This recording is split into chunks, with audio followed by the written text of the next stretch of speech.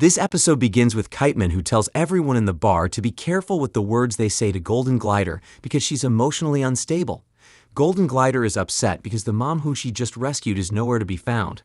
In the last episode, she went to the past to stop her young self from killing her parents, who made her use her powers on them out of anger due to their argument.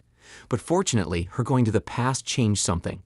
Her mother was able to survive, but Golden Glider isn't happy because the mom she saved has been missing for days even though she searched the whole city. Later on, Bane gets a call that informs him of the location of Rebecca Chen, Golden Glider mother. He wants to keep it a secret, but after Golden Glider threatens him, he spills out that she is being locked up in a pit. They find out the pit is run by a villain organization called the League of Shadows, so it must be them who is keeping Golden Glider mother hostage. Without wasting a second, Golden Glider decided to go to the pit to rescue her mother. Her friends in the bar refuses to join her on this mission because it's like walking straight to their deaths, as her mom is in a notorious prison run by assassins. Kiteman has no choice but to follow Golden Glider because she's his girlfriend and has to be by her side in moments like this. But knowing him with no powers, going to the pit with Golden Glider will be a suicide mission, so he goes to convince Bane to join them by using his heart to manipulate him because Bane has a crush on Rebecca Chen. The next day, the three board the Villigan airline, the only airline that can fly them straight to the pit. At Noonan's bar, Malice prepares herself on a date with her boyfriend. Just as everyone in the bar are curious to know about her boyfriend, she tells them that her boyfriend's name is Jeremy, who is so bad that when he died and went to hell, the devil sent him back to Earth because he was too evil for them. Just during their talk, the Gotham health inspector enters the bar to inspect the place. Meanwhile, while on the plane, Golden Glider talks about the so many questions she has for her mother when they meet. As they reach their location, she jumps off the plane with Kiteman and Bane. Just as they arrived at the pit, Bane reveals to them that this place was his childhood home. But that's not their only surprise. After they got through the traps and finally entered the pit, they find out that the pit is owned by Helen, the leader of the Villigan organization. Helen tells them through a camera that she bought this place from the League of Shadows because she needed a large warehouse and a cheap labor.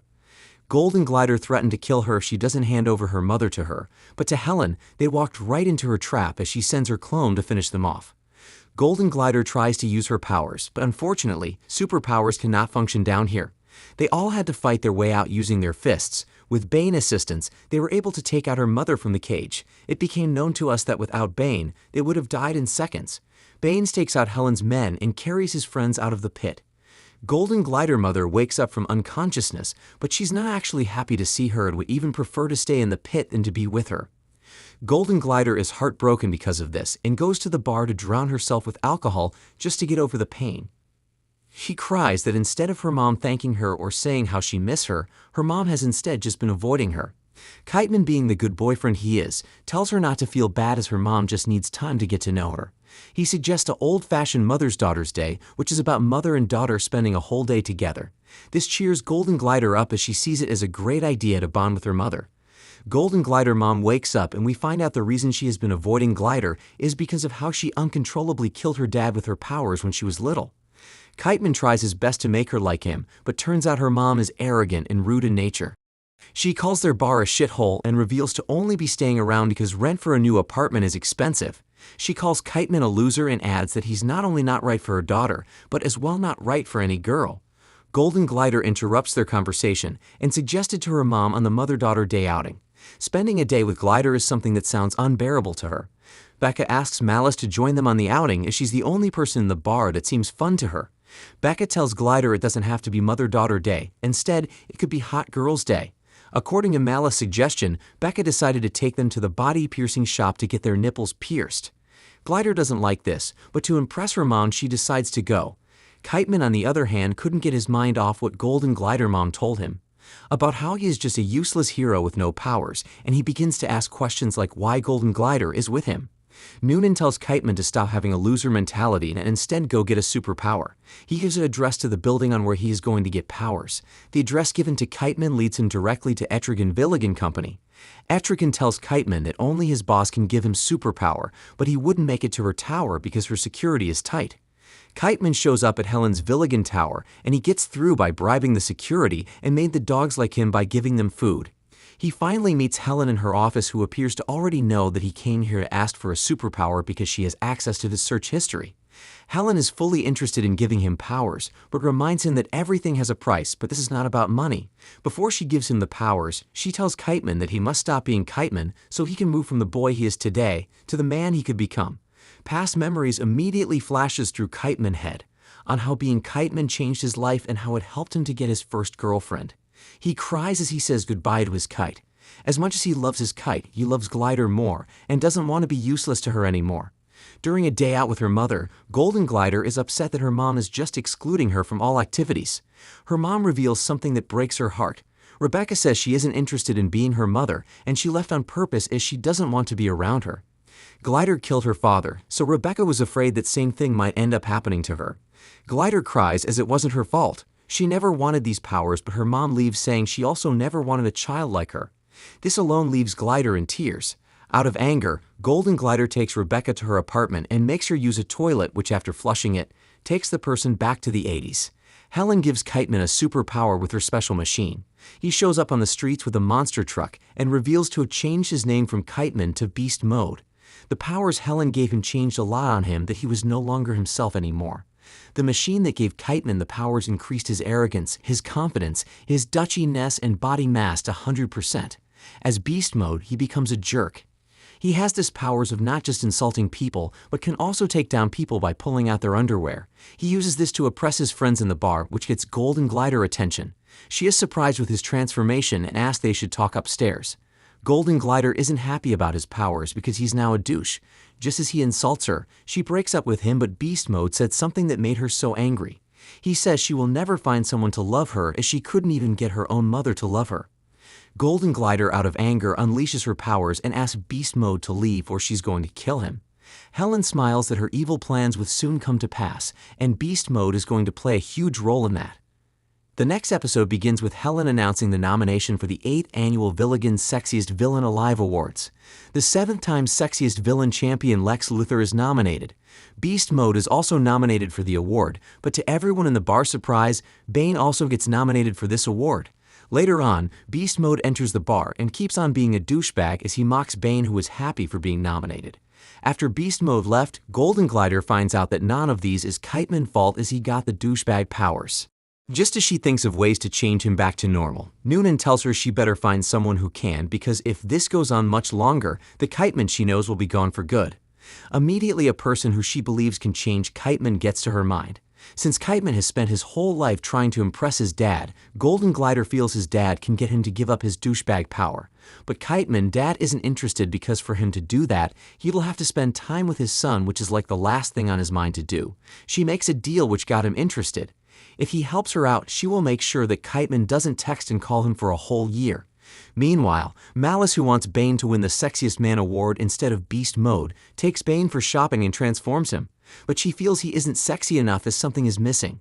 She later finds a briefcase which completes the missing piece of being sexy, and everyone is stunned on Bane's new look. To Golden Glider disappointment, Beast Mode dad is impressed with his new transformation because his son is no longer the loser he once knew him as, but is now an alpha male. Just as she leaves angry and frustrated, Golden Glider realizes that Kiteman is struggling to overcome his newly arrogance to get back to his old self. This gives her hope of changing her boyfriend back to the kind person he once was. Since it was Helen who made Kiteman this way, she believes she can also be capable of taking the douchebag powers out of him. She meets Gus and asks how she can get the Master Controller from Helen, which can change Beast Mode back to Kiteman. Meanwhile, Helen reveals that she gave Kiteman the Dutchiest power in the universe so he could help her steal the most powerful thing in the universe, which is the anti-life equation. She believes Lex Luthor has it, so she gives Kiteman plans on how they will get it from him. She states out that she is going to crown him the Gotham's Sexiest Man alive, and when that happens, he should unload on Lex Luthor during his acceptance speech.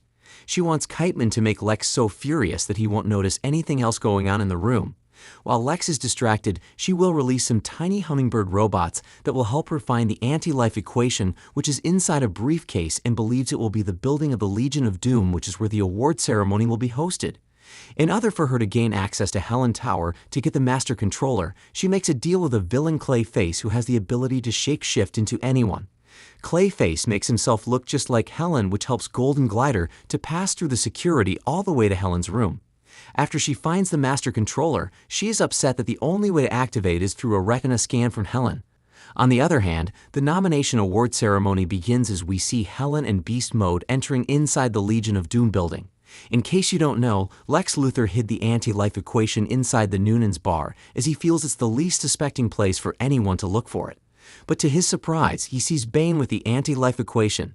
But Bane actually doesn't know he is holding the anti-life equation as he is using the briefcase just for fashion. At the end of the nomination award ceremony, Kiteman is appointed as the sexiest man alive. Following to Helen's plan, Kiteman begins to mock Lex Luthor just to get him distracted for her to send her hummingbird around the whole building to find the anti-life equation. Helen finds the briefcase and orders Kiteman to go get it. Golden Glider catches the briefcase and assures to only hand it over to her if she turns Kiteman back to normal. The anti-life equation did not only make Golden Glider more powerful, but it also made her gain control of her powers. She begins to kill everyone that stands in her way, making Helen afraid. Helen decides to fulfill her wishes by using the Master Controller to turn Kiteman back to his normal self. Since Helen and Lex want the briefcase by any means possible, Kiteman and Golden Glider takes it far away from the city. She notices some guys spying on them at a restaurant and kills them immediately.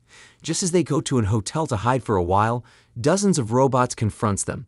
It turns out to be Helen who is using computer to control the robots as she appears on a screen on one of the robot face and threatens Golden Glider to hand over the anti-life equation. As they refuse to do so, the robot releases fire at them. Golden Glider and Kiteman decided to destroy the anti-life equation instead of it ending up in the wrong hands. They throw it inside an atomic liquid, which causes a massive explosion and destroys all the robot, but to their surprise, there wasn't even a single scratch on the anti-life equation. They take the briefcase and begin to look for other possible ways to destroy it. To avoid being spotted, they decided to transport themselves using a chicken trailer. Kiteman placed the anti-life equation at the back of the trailer where the chicken are kept. They branch in a restaurant to get something to eat, but Kiteman doesn't know that leaving the anti-life equation where the chickens are will be one of his biggest mistakes. As soon as a chicken touches it, it turns into a mega superpowered gigantic chicken. When they notice the mistake, things begin to get out of hand as the chicken started to eat every single human it saw. Bigger problem arises as Kiteman gets a video call from Lex Luthor, who lets Kiteman know that his friends are on gunpoint and will kill them if he doesn't return the anti-life equation. Noonan decided to use a lesson he learned from World War I to fight, and he beats up Lex Luthor men.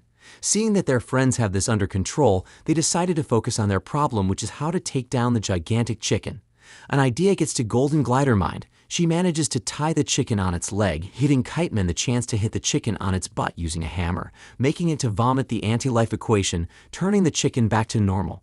The final episode begins to show us Kiteman and Golden Glider still on the run with the anti-life equation. They get confronted by Helen and her robot. Helen takes the anti-life equation from them and demands a face-to-face discussion if they want it back.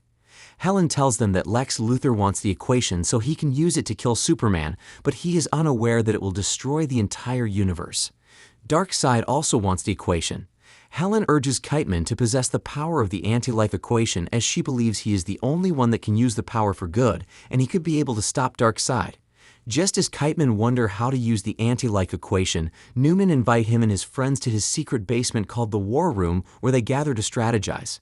Kiteman comes up with an idea thanks to an Exorcist movie he saw. He doesn't want to possess the power of the equation but want to destroy it. He feels the only way they can destroy it is him absorbing the equation, then killing himself, which will as well destroy the equation. Everyone in the group agrees to the idea of Kiteman being the sacrificial lamb. Only Glider disagrees with this idea. Kiteman begs Golden Glider to be the one to kill him, making her to tear up. Just as Kiteman opens the briefcase to absorb the power, Lex Luthor and his goons shows up to stop them. Kiteman friends shows up to protect him, and this leads to a very chaotic battle. Darkseid shows up at the scene and Glider is so disappointed at Malice for betraying them, but in her defense, Darkseid promised her not to kill them if she shows him the location of the anti-life equation. Just as Darkseid confronts Kiteman, Helen shows up with her robots to attack Darkseid, but he finishes them off in seconds. Golden Glider holds Darkseid as Kiteman begins to absorb the powers. To everyone's surprise, Golden Glider Mom shows up and grabs the briefcase and escapes into a fairy tale book. Darkseid tries to take the book, but Martian Manhunter, who disguised himself as Gust, shows up and grabs the book and flies out of the planet. Glider hugs Kiteman, relive he is alive, and that was how the season 1 of this show ended. Thank you for watching, guys. If you love animation movies, please subscribe to this channel and keep watching. Bye.